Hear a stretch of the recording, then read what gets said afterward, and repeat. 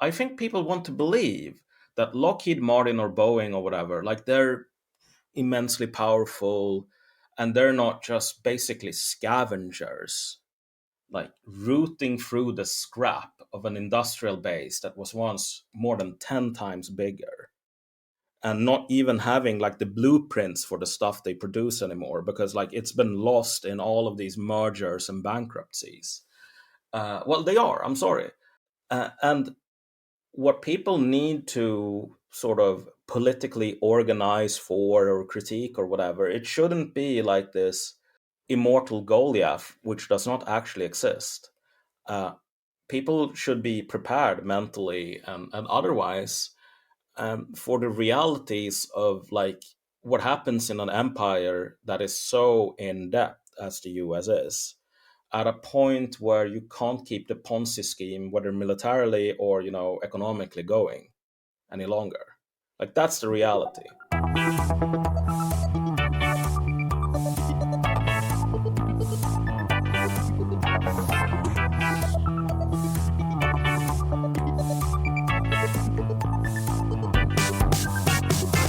Milan ou Tripoli, Vilnius ou Benghazi, Paris, Moscou, on fait le bunga, bunga. Bangkok ou Bogota, Le Caire ou Jakarta, Gustavia, on fait le bunga, bunga. Stockholm ou Monaco, ou Montevideo, Oslo, Tokyo, on fait le bunga, bunga. Hi everybody. Today we're going to be talking to Malcom Kyeyune, who's been a guest on the podcast before. The last time Malcolm was on was some years back, talking to us about Swedish populism. But today Malcolm is going to be talking with us about the decline of the American empire, which is a topic which is obviously kind of much discussed, or the decline of American power. But today we're going to be talking about it specifically with reference to some of the work that Malcolm has been writing about and researching on American military decline specifically. America's military weakness rather than the some kind of grand cultural narrative about the decline of American empire in terms of previous episodes. This is something far more specific. So first of all, welcome Malcolm back to the pod. Thank you for having me back. It's great to have you back on. And you've been writing about this topic for a while now, and I know that you have a view on it, that these kind of indicators of American military decline, which we'll talk about, you have a view on it that it can be seen in a much wider context within the West itself. And I know that you have that you wanted to connect it, not to make it too specific to America, but to connect it to what's happening in Europe as well. So tell us about some of the key industrial markers of, or rather the markers of Western industrial decline, and how this might feed into American military decline specifically.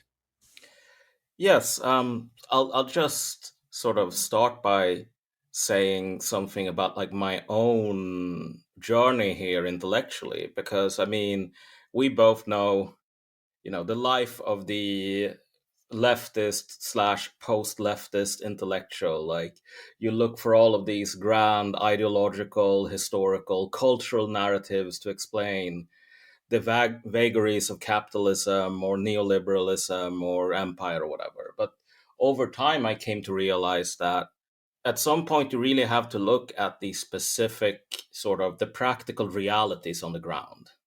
And so I basically started writing about American politics um, in a sort of concerted way. I think with the failure of Bernie Sanders, maybe even so far as back in 2016.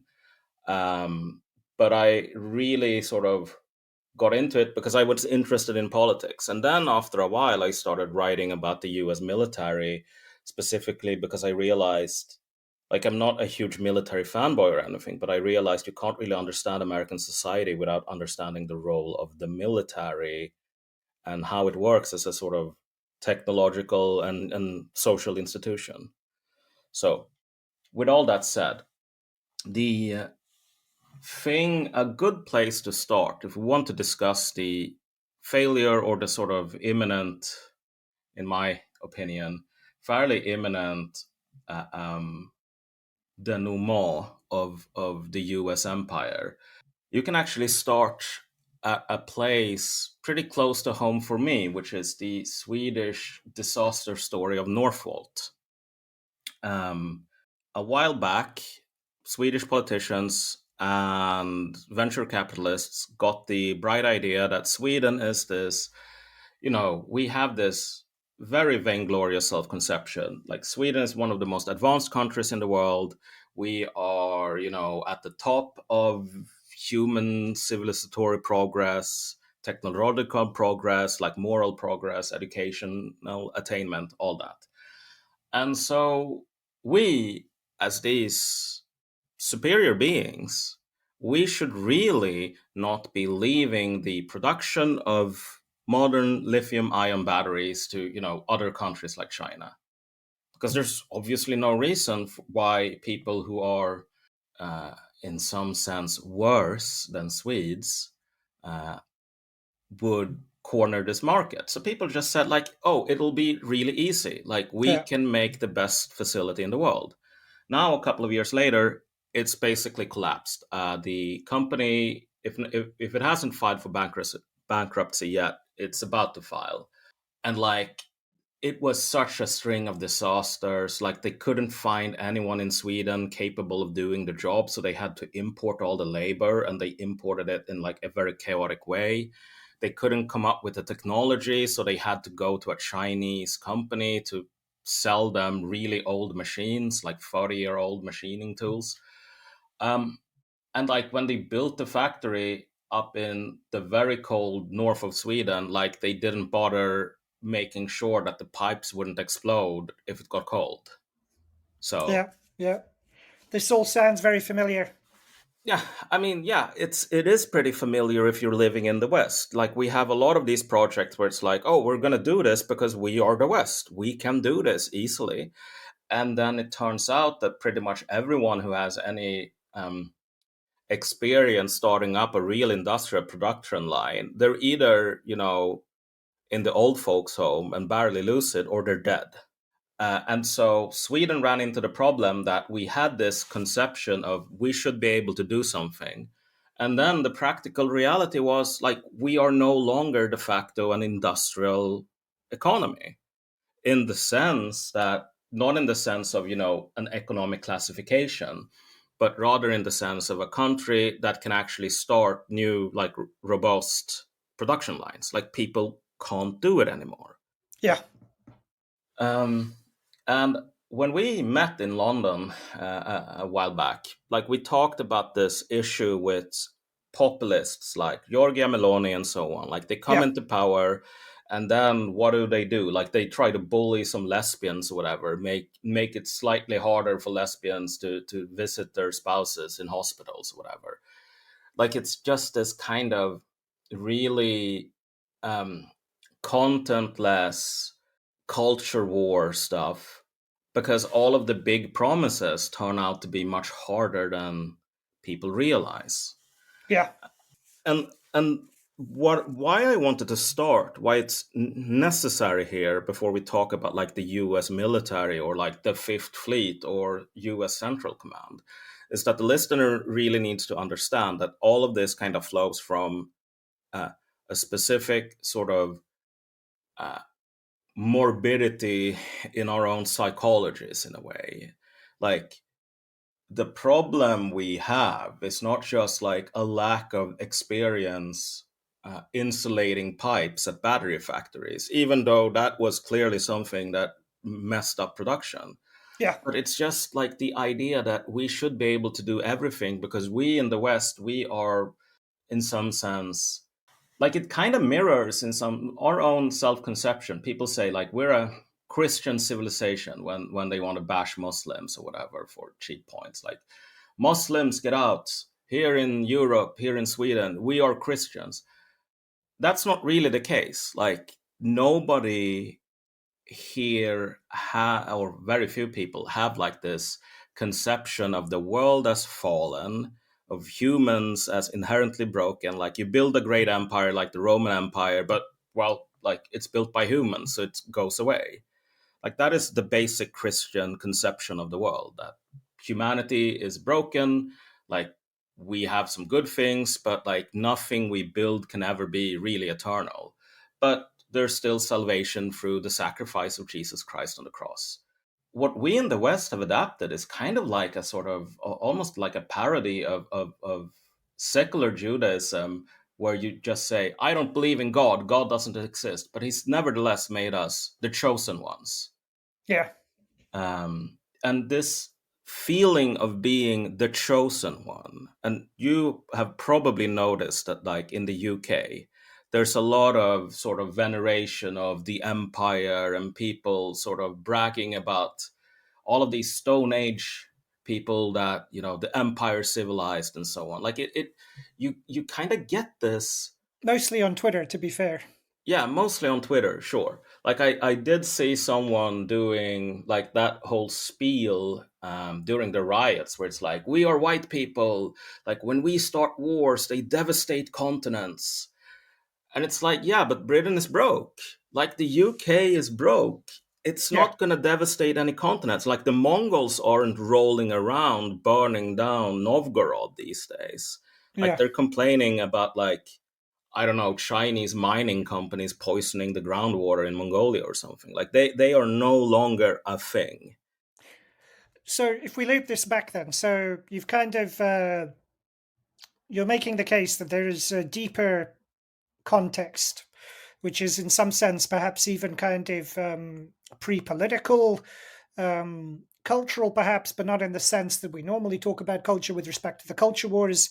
That is the framework for this moment of basic dysfunction and incapacity, like you say, at a very practical, basic level. So could you kind of give us some of your headline examples or figures that you've talked about in the pieces you've written then about some of the key markers of American military and industrial decline? Yeah, I would say it's actually Western military and industrial decline. But we're going to focus mostly on America. But before that, I'll just take one quick other example that's non-American here. Yeah. Like this hasn't been written a lot about, but like the French, as you are probably aware, have the most sort of built out nuclear power grid generation capacity in the world, like on a per capita basis. Here's the dirty little secret, and why France is kind of in a worse political or economic crisis in some ways than even Germany right now. The French, from what I've been told, were buying their uranium, like their fuel grade uranium, at the price of 80 cents a kilogram. The market price for that same uranium at this point, I think it's over $210. And this sweetheart deal, which is essentially, you know, powering your economy on slave miners in Africa that sell you stuff for pennies or fractions of pennies on the dollar, because you have these sweetheart deals with like the remnants of these colonial empires. That went away thanks to Wagner and the Russians. So the French are still completely welcome to fuel their reactors with uranium from Africa. It's just that they have to pay competitive market prices now. And the economy is not built for that.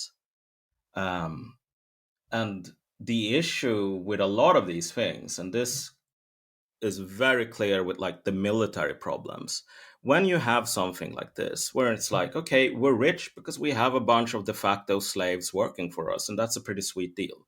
Sure, it is a pretty sweet deal.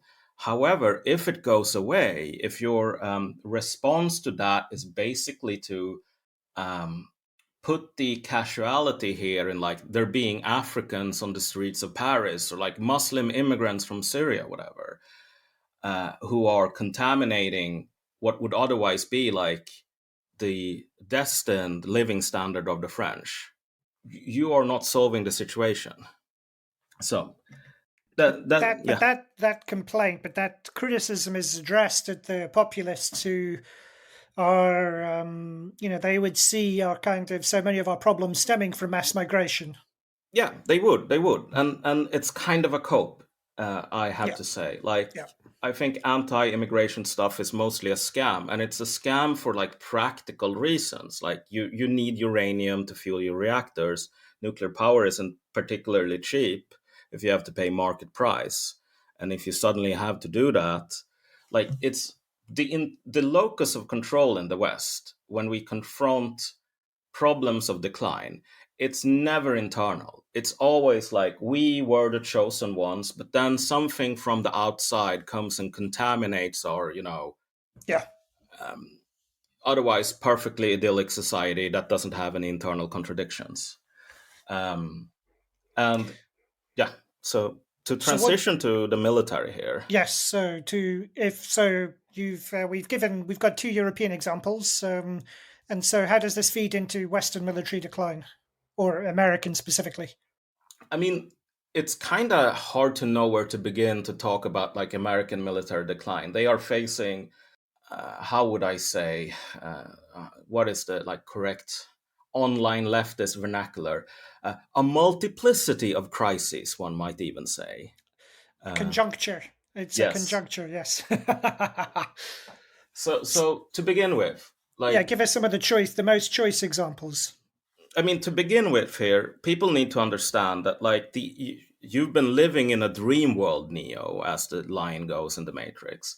Like people grew up, people of your age and my age, we grew up thinking America was like this hyperpower up until, I don't know, like 2016 when Trump came and destroyed everything, or 2022 when you had this debacle in Afghanistan, where it's like, okay, America is the hyperpower, but they're like the tortoise. They're moving slowly, and the Chinese or Russians, they're the hare. That's a fucking lie, Jim. Like that's not how it works. The real story of American military power for the last 40 years has been them basically, ripping out the drywall in their condo to feed into, the furnace so they can keep warm. Like it's been an internal process of like looting and stripping everything of value and basically eating the seed corn. So, one figure here. At the end of the Cold War, the US had something like 55 major military contractors, aka like defense industry primes, as they're called. Today, they're down to five. And they're down to five because the US said when they won the Cold War, they had this famous Last Supper in the Pentagon when they invited everyone, like at the head of a defense company, and said, most of you, like 90% of you, are going to be downsized. Like you can either file for bankruptcy or you can try to merge. But like we are going to need, I don't know, we have 10 companies making satellites. We can afford one company making satellites. That's it. And people have this idea of, I see people on Twitter going like, yeah, well, if there's a war with Iran, we're going to send the third armored division like we did in Desert Storm. Yeah, well, the third armored division went inactive after Desert Storm. They shut it down. Like they've shut down most of the capacity that was available over time from that time. So essentially, the fact that nobody's talking about a story about like the U.S. military, where it's like constant cuts, constant downsizing, constant decay, it's telling in an ideological sense in a way because that's the reality.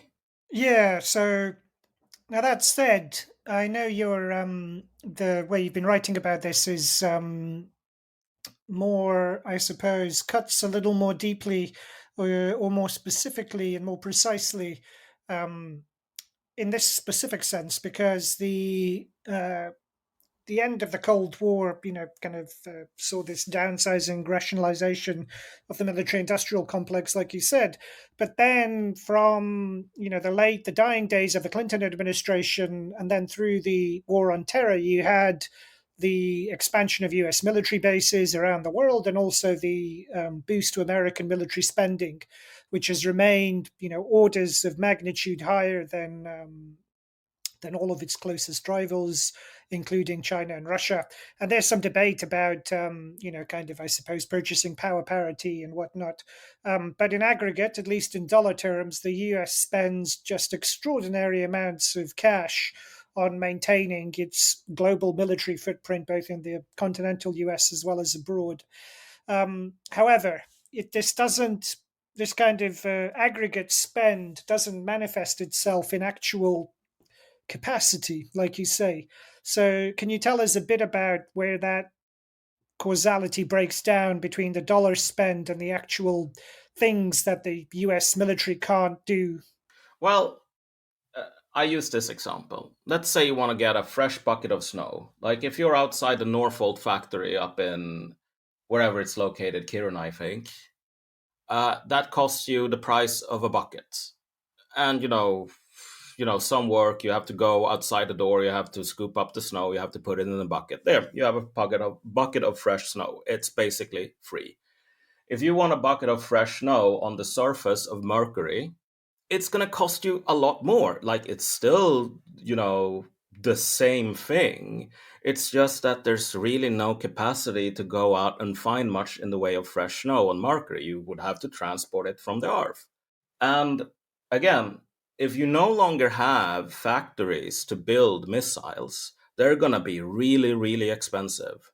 If you do, they're going to be cheap, especially if you can sort of rely on economies of scale. So, in some ways, like the ballooning of the US spend, and this is only growth in absolute terms, the US spending on the military as a part of the total sort of budget of the federal government has been steadily declining. I think it's like 3.5% of gross national product at this point. I mean, at some points, and not even during World War One, but at points after that, it was closer to 10. And again, like the US is just a much smaller part of the total economy. So like it's not reasonable for a country of 340 millions to spend like 3 or 4% of its GDP and then rule the world. So to make a long story short, yes, they're spending a lot of money. A lot of that spend is because the military is kind of falling apart. Like as planes get older, they get much more expensive to maintain. And so that's where the money goes, and it goes into stuff like a majority of money the U.S. military spends is not on tanks, it's not on research, absolutely not. That's a couple of percent. It's mostly on like wages, and these wages at this point, even though they're like at record levels of outlays, you still have people working inside the military reliant on food stamps. And again, if you increase spending so that US military soldiers won't go on food stamps, that's not something that's necessarily going to make you more able to fight in the jungles of Indochina or whatever. Like um, it might lessen the problem of sort of a lack of retention, which is killing the army right now. But it's like all of these spending growths come from essentially like a sort of cancerous process where the empire is no longer paying for itself, and you have to like it's a Red Queen problem where you have to run faster and faster and faster just to stay in the same place. um, and just one random figure here so people can sort of realize how little this all of this money translates into, like what they think it translates into.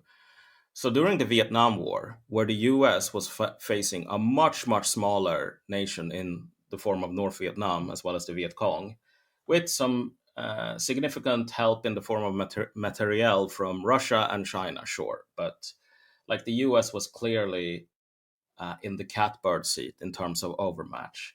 The US lost 10,000 airframes, so helicopters and planes, 10,000. When I talked to a friend who works at one of the big five, like defense contractors, and I asked him, because his field is aviation basically, but I asked him, how many planes would the US have to lose today before there wouldn't be more planes to send for a specific mission, like bombing enemy radar sites or whatever? And he said, maybe 100, maybe 150. The US today has a total of like, I think it's like 13,000 airframes total. If you count like um, Coast Guard helicopters for fighting wildfires and stuff like that. Um, so the US certainly couldn't fight Vietnam anymore. It couldn't even invade Iraq again. Like it doesn't have the people, like, or the planes, or the ability. And this is kind of the big killer for the US. Like the ability to transport things over the planet has almost completely collapsed. Um, a lot of the ships used to transport goods for the army or for the navy and so on, like they're still the same ships that were there during Desert Storm, and that was a while ago. And because they don't really have any sort of commercial shipping anymore, like a commercial naval industry, either in terms of sailors or shipbuilding, they basically can't staff the few ships they have because they're recruited from the civilian sector. So, can we see some of the? Can we have examples of this U.S. military slide or decline playing out already? Yes, I mean, you saw two examples like in the last 48 hours. There were two announcements here, or two big news items. The first one was that the US was sending uh, the THAAD system. It stands for like Terminal High Altitude Aerial Defense or something, like basically missile interceptors meant for ballistic missiles. They sent a full battery, which is something like 48 missiles and like eight launchers or something. This has a cost of $3 billion, by the way. The US has seven of them, and it manufactures something like 50 interceptors a year in theory. I don't think they have enough money to really max out the production line. But they were sending that to Israel after, the failure of trying to contain the conflict. Like when I talked to Americans at the beginning, they said, we're sending two aircraft carriers, like all of these desert peoples, they're gonna be scared, like a vengeful god has had descended on the earth. Like nobody gave a fuck. And lo and behold, the US tried to use those aircraft carriers to break the blockade of the Red Sea. And now the US has said, sorry, we're giving up. So the reason this is important is not just like the fact that the US might get dragged into a war with Iran that it can't fight very soon. These defenses were already ridiculously insufficient for any sort of standoff with China. But if you think about like all of the China first people in the US, like, JD Vance is kind of there, people like Tom Cotton in some sense, maybe Josh Hawley, like the figurehead, or the sort of the most famous person in that movement is certainly Elbridge Colby. Yeah, But like that strategy is like that entire thing, like China first as a policy, it's just a total joke. It's completely collapsed because again, the US has seven of these batteries. It would have needed, maybe 30 or something if we're being fair for China, but it certainly can't spare any. Yet yeah, that's what's happening. At the same time, China just did the biggest sort of blockading exercise around Taiwan that they've ever done. And the aircraft intrusion, like there were around 155 like combat aircraft that participated in this exercise and sort of violated Taiwanese airspace. That's more than the actual sort of combat load of three fully laden aircraft carriers. And it's kind of a record from what I hear. Like it's a much bigger record than the previous one. And the US has no carriers in the Pacific. Like it basically can't find the people to staff them. There's two carriers. There's one doing whoever the fuck knows, like trying to sail to like the coast of Norway or something. And there's one sitting uselessly outside the Gulf of Oman. But in theory, the US should have something like four carriers sailing around the world um, at any moment in time. But they can't have four carriers now because repair and maintenance capacity is collapsing, staffing recruitment is collapsing, and so like it's there's nothing to even show the flag anywhere in Asia right now.